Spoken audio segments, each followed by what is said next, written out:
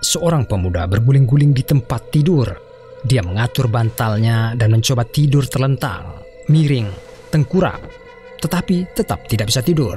Dia berguling melihat jam 3 pagi. Ini malam ketiga berturut-turut dia belum bisa tidur.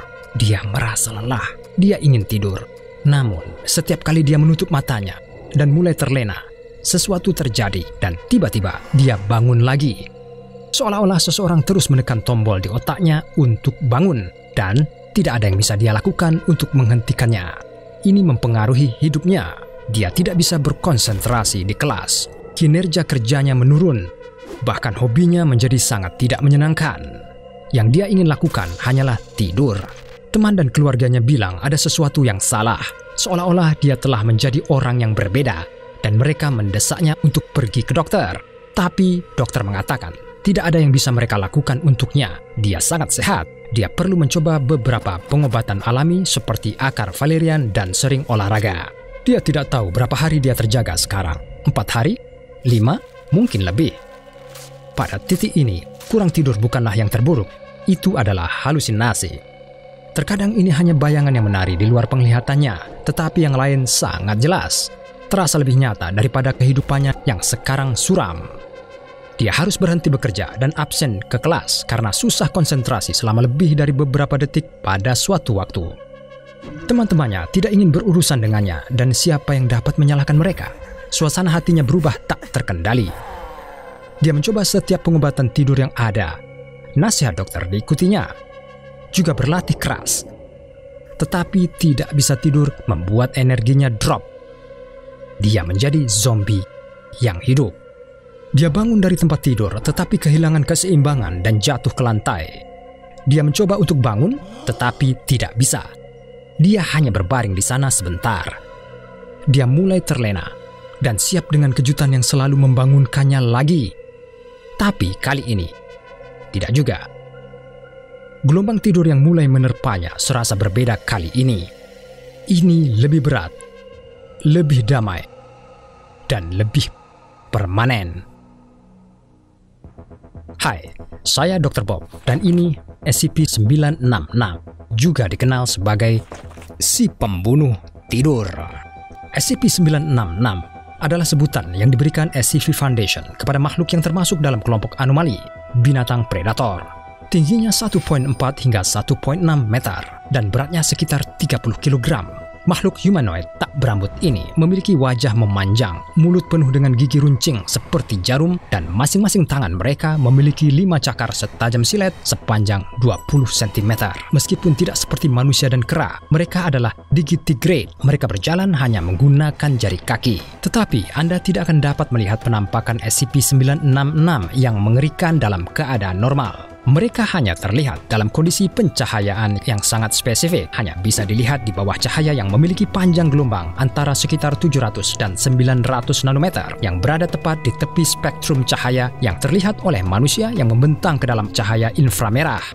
Satu-satunya pengecualian jika kulit, otot, atau organ mereka mengalami luka bakar tingkat 2 atau 3. Dalam hal ini, area tubuh yang terkena akan muncul di bawah spektrum panjang gelombang yang lebih besar yang terlihat oleh mata manusia. Meskipun menakutkan untuk dilihat, SCP-966 sebenarnya cukup lemah secara fisik dengan kepadatan otot yang sangat rendah. Tulang mereka berlubang mirip dengan burung, dan walaupun cakar mereka sangat tajam, mereka juga mudah patah. Mereka tidak cocok digunakan dalam pertempuran. Selain itu, mereka tidak istirahat selama tidur, tetapi akan pada waktu acak menghentikan semua gerakan, memasuki periode istirahat kira-kira 3 hingga 5 menit. Setelah itu melanjutkan perilaku normal mereka. Dengan semua kekurangan fisik ini, bagaimana SCP-966 mendapatkan reputasi sebagai pemburu yang menakutkan? Rahasianya terletak pada kemampuan mereka untuk memancarkan semburan jenis gelombang yang sebelumnya tidak diketahui. Berburu baik sendiri atau berpasangan, SCP-966 menggunakan gelombang ini untuk menghambat kemampuan mangsanya memasuki tahap tidur nyenyak dan juga menghentikan kemampuan tidur mikro. Gelombang ini telah diamati menjadi efektif hingga 20 meter. Meskipun tes menunjukkan bahwa mereka dapat diblokir oleh logam pasca transisi, di mana timbal tampaknya sangat efektif.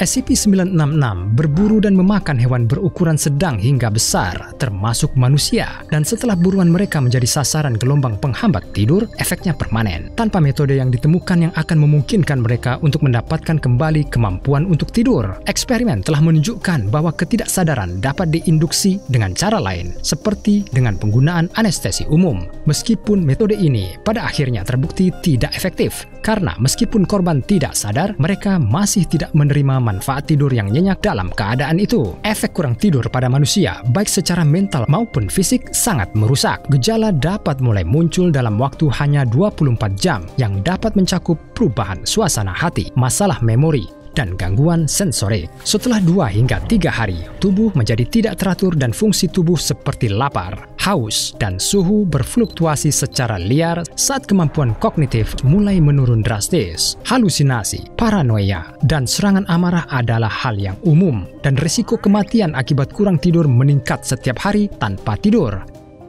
Dan inilah yang diinginkan oleh SCP-966. Setelah diam-diam mengirimkan letusan gelombang kurang tidur pada korban mereka, mereka kemudian mengintai mangsanya sampai susah tidur. Ini menyebabkan ketidakmampuan total. Pada titik mana SCP-966 memakannya. SCP-966 telah terbukti sangat tenang dan gesit saat berburu. Namun, mereka sebenarnya telah diamati dengan sengaja, mungkin untuk lebih meningkatkan tingkat stres mereka, yang sudah meningkat dan berpotensi mempercepat penurunan mental mereka.